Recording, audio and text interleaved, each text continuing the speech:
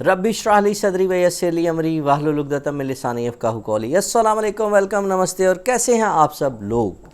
इस दुआ के साथ कि जहाँ पे भी होंगे खैरियत से होंगे।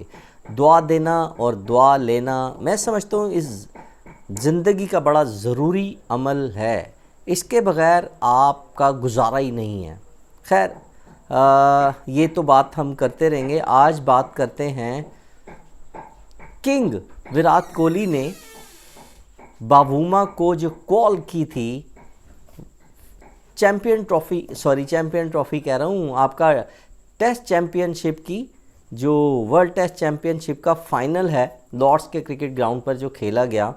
उसके बाद बावूमा की माइंडसेट पे, उनकी सोच पे और उनकी कारकर्दगी पे किस तरह से वो कॉल असरअंदाज हुई और उसका किंग बावूमा को क्या फ़ायदा हुआ और कितना फ़ायदा हुआ, और क्या वाकई फ़ायदा हुआ और क्या वाकई फ़ायदा हो सकता था या नहीं हो सकता था।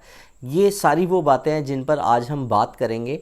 और इसके अलावा हम ये भी देखेंगे कि पाकिस्तान क्रिकेट बोर्ड के डायरेक्टर जो हैं आकिब जावेद, उन्होंने अभी तकरीबन चंद घंटों पहले मीडिया टॉक की है। उसमें उन्होंने क्या कहा है, उसमें उन्होंने जो बाबर और रिजवान को लेकर एक हमेशा से बल्कि कई सालों से डिबेट चलती है कि बाबर आजम को कौन सी टीम का हिस्सा होना चाहिए, बाबर और रिजवान को कौन सी टीम का हिस्सा होना चाहिए, नहीं होना चाहिए, वो हैं तो क्यों हैं, नहीं है तो क्यों नहीं है। ये सारी डिबेट जो है ना वो कई सालों से चलती है और चलती रहेगी मुझे लगता है। और आज भी यही कुछ देखने को मिला। जो डायरेक्टर हैं आकिब जावेद, उन्होंने बड़ा क्लियर कह लिया। माइक हैसन ने जो चंद दिनों पहले मतलब बयान कह लें या जो बात की थी, सेम उससे मिलती जुलती बात हमें आकिब जावेद की तरफ से आज सुनने को मिली। इसके अलावा अगर हम ये बात करें कि किंग बावूमा की जो कॉल है उसका वाकई फ़र्क पड़ा है, इसमें कोई शक नहीं है, कोई शुबा नहीं है कि उसमें वाकई फ़र्क पड़ा है। और इसके अलावा आज हम एक और टॉपिक पे बात करेंगे, वो है बाबर आजम ने सिडनी सिक्सर, मेरे ख्याल में बिग बैश जो ऑस्ट्रेलिया की वो लीग है। जब हम हमने बचपन से दो नाम सुने, बल्कि एक नाम तो बहुत ही ज़्यादा सुना, county cricket, county cricket, county cricket. और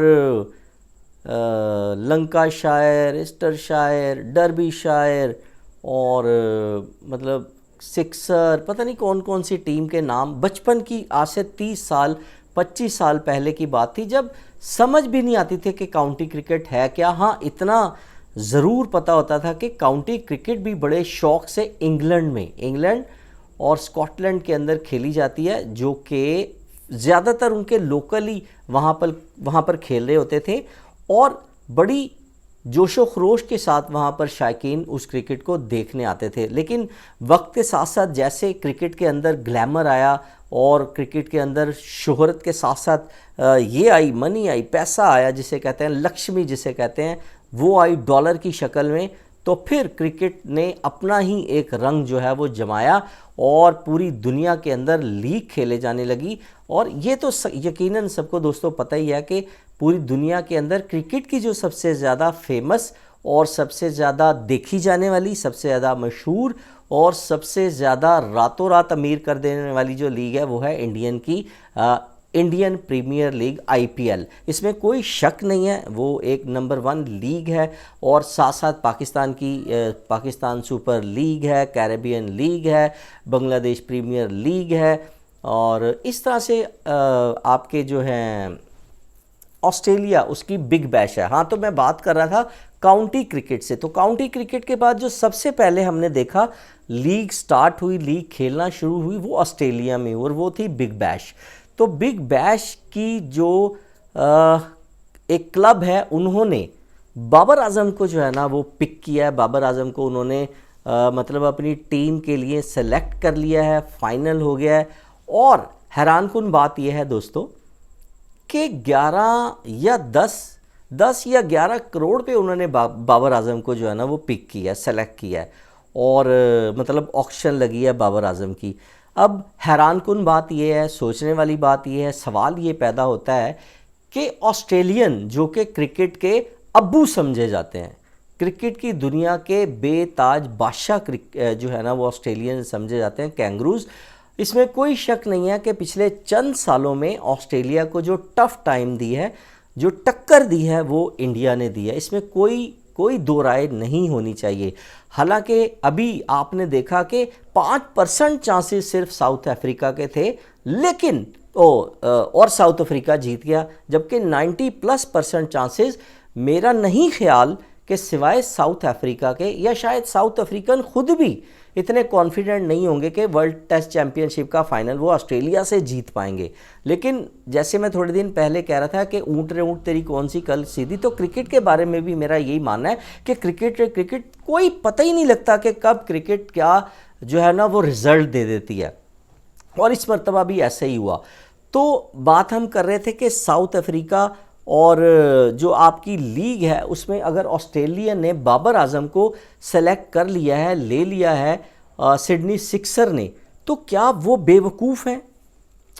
क्या उनका इतना दिमाग काम नहीं करता कि जी बाबर आजम का स्ट्राइक रेट तो I think if I am not wrong तो 127 से ज़्यादा नहीं है, जबकि अभी माइक हैसन, आकिब जावेद और बहुत से लोग पाकिस्तान में ये कहते हैं जी 150+ अगर स्ट्राइक रेट किसी प्लेयर का हो तो उसको T20 में होना चाहिए, जैसा कि आजकल क्रिकेट में T20 की डिमांड है। मॉडर्न क्रिकेट के अंदर T20 में तो आपको 160 150 स्ट्राइक रेट और एवरेज भी कम से कम 30+ की अगर आप कहें तो फिर आप कामयाब हैं। अदरवाइज़ फिर आप जो है ना वो T20 के अंदर कम से कम फ्लॉप एक प्लेयर कंसीडर किए जाते हैं, और आप मतलब इतने ज़्यादा आपकी मैं नहीं समझता कि बात मानी जाती है या बात सुनी जाती है। वो एक अलग बात है कि आपने ODI में अच्छी परफॉर्मेंस दी हुई है, आपने टेस्ट में अच्छी परफॉर्मेंस दी हुई है, उसकी बेस पे आपको T20 के अंदर भी खिलाया जाता है। और अभी मैं समझता हूँ पाकिस्तान के काफ़ी सीनियर जो क्रिकेटर हैं, जिसमें बाबर आजम हैं, आपके मोहम्मद रिजवान हैं, आपके शाहीन हैं, आपके हारिस रऊफ़ हैं, आपके नसीम शाह हैं, ये 5 क्रिकेटर को तो बाकी बेसिस की बिना पर भी जो है ना वो T20 के अंदर जो है वो डाल दिया जाता है, जबकि इनकी तरफ से T20 का रिज़ल्ट तो आपने देखा है कि क्या ही है। और लेकिन एक सवाल दोस्तों ज़रूर पैदा होता है, और वो सवाल आपके जहन में भी आएगा, हो सकता है इससे पहले आया हो, कि क्या ऑस्ट्रेलियन का जिस लीग ने जिस क्लब ने बाबर आजम को पिक किया है, क्या वो बेवकूफ़ हैं? क्या वो 10 या 12 या 11 करोड़ बाबर आजम को ऐसे ही दे देंगे? इसका मतलब है कि बाबर आजम के अंदर कोई ना कोई बात तो है, बाबर आजम के अंदर दम है। इसका मतलब ये भी है कि बाबर आजम को जो यूटिलाइज़ है वो मुझे ये लगता है कि शायद ठीक तरीके से नहीं किया जा रहा। जो बाबर आजम को यूटिलाइज़ कर रहे हैं वो ठीक तरीके से कर नहीं पा रहे हैं, उससे सही तरह रिज़ल्ट ले नहीं पा रहे हैं। अदरवाइज़ ये मैं समझता हूँ कि ऑस्ट्रेलियन इतनी बड़ी बेवकूफ़ी कर ही नहीं सकते, क्योंकि ऑस्ट्रेलिया ने अगर बाबर आजम को पिक किया है तो इसका मतलब है कि बाबर आजम के अंदर कोई ना कोई दम है। मैं कोई यहाँ पर बाबर आजम की वकालत करने नहीं बैठा हुआ, और मैं ये भी नहीं कहता कि जी बाबर आजम को टीम का कोई डेफिनेटली T20 का ख़ास तौर पे हिस्सा होना चाहिए, बिल्कुल भी नहीं होना चाहिए। T20 की तो टीम आपकी बन गई हुई है। आपको बाबर आजम को देखें आप मतलब वाइट बॉल में अगर आपने देखना है तो 50 ओवर में देखें उसको, उसकी जगह, और अगर आपने देखा है तो रेड बॉल क्रिकेट के अंदर डेफिनेटली बाबर जैसे खिलाड़ी को लाजमी होना चाहिए। लेकिन आपने देखना आगे की तरफ, तो मैं ये समझता हूँ कि बाबर आजम को अगर सिडनी जो है सुपर सिक्सेस या जो भी आपकी बिग बैश की टीम है वो बाबर आजम को सेलेक्ट किया है, तो कोई ना कोई इसके पीछे कारण, कोई ना कोई वजह, कोई ना कोई रीज़न ज़रूर होगी जिसकी वजह से उन्होंने उसको पिक किया। और मैं आपको गारंटी से कह दूं कि ये बाबर आजम से मतलूबा नताइज भी, रिज़ल्ट भी आपको हासिल करके दिखाएंगे। यही है ब्यूटी आपकी ऑस्ट्रेलियन क्रिकेट की। ऑस्ट्रेलिया क्रिकेट नहीं, इनफैक्ट ऑस्ट्रेलियन माइंडसेट, जो उनका माइंडसेट है वो किस तरह से काम करता है, वो अपने लोगों को किस तरह से जहनी तौर पर तैयार करते हैं कि ग्राउंड के अंदर आपने बैटल लड़नी किस तरह है और उसको जीतना किस तरह है। ज़हनी तौर पर दूसरे प्लेयर्स के ऊपर अटैक किस तरह से करना है और उनको कमज़ोर करने की किस तरह से कोशिश करनी है, ये सारी उनकी ट्रेनिंग का और उनके जो है मैं समझता हूँ स्टार्ट में जो ब्रीफ वो करते हैं उसका हिस्सा है। और अगर बाबर आजम वहाँ पे गए हैं, जाते हैं जब भी होगी, तो बाबर आजम मेरे ख्याल में इस मरतबा आपको परफॉर्मेंस दिखाते हुए कंपेयर टू पाकिस्तान की तरफ से जो उन्होंने परफॉर्मेंस दी है, पहले वाली परफॉर्मेंस के अलावा पिछले 2-3 साल के अंदर, जो 3-4 साल के अंदर हमने क्रिकेट को देखा, फॉलो किया, तो उसमें तो बुरी परफॉर्मेंस है। कोई एक मैच भी बाबर आजम ने तन्हे तन्हा नहीं जितवाया। अपने रन्स कर भी लिए होंगे लेकिन मैच नहीं जितवाया। तो मुझे ये लगता है कि सिडनी जो है आपकी बिग बैश में जो लीग है बाबर आजम जिसमें जा रहे हैं, वो वहाँ पर बाबर आजम से मतलूबा नताइज हासिल कर लेंगे और करने में कामयाब हो पाएंगे। दोस्तों, आपको क्या लगता है कि क्या वाकई वो बाबर आजम से मतलूबा नताइज लेने में कामयाब हो पाएंगे या नहीं हो पाएंगे? नहीं हो पाएंगे तो क्यों नहीं हो पाएंगे? और आने वाला वक्त फैसला करेगा कि क्या बाबर आजम वहाँ पर परफॉर्म कर पाते हैं। हालांकि वहाँ पर तो विकेट फास्ट हैं, बाबर आजम को वहाँ पे टाइमिंग जो है ना वो सिर्फ करनी है।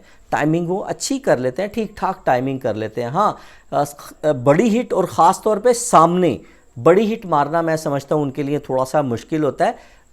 एजेस वगैरह जो है ना वो अच्छा लगा लेते हैं, कवर ऑफ स्टम्प की तरफ, लेग्स और आपके मतलब बाकी तरफ वो ठीक ठाक खेल लेते हैं। तो देखना ये है कि क्या बाबर आजम वहाँ पर अपना लोहा मनवा पाएंगे या नहीं। दोस्तों, आपको क्या लगता है? अपनी राय से आगाज़ ज़रूर कीजिएगा और चैनल को सब्सक्राइब करना ना भूलिएगा। इजाज़त दीजिए, अल्लाह हाफिज़।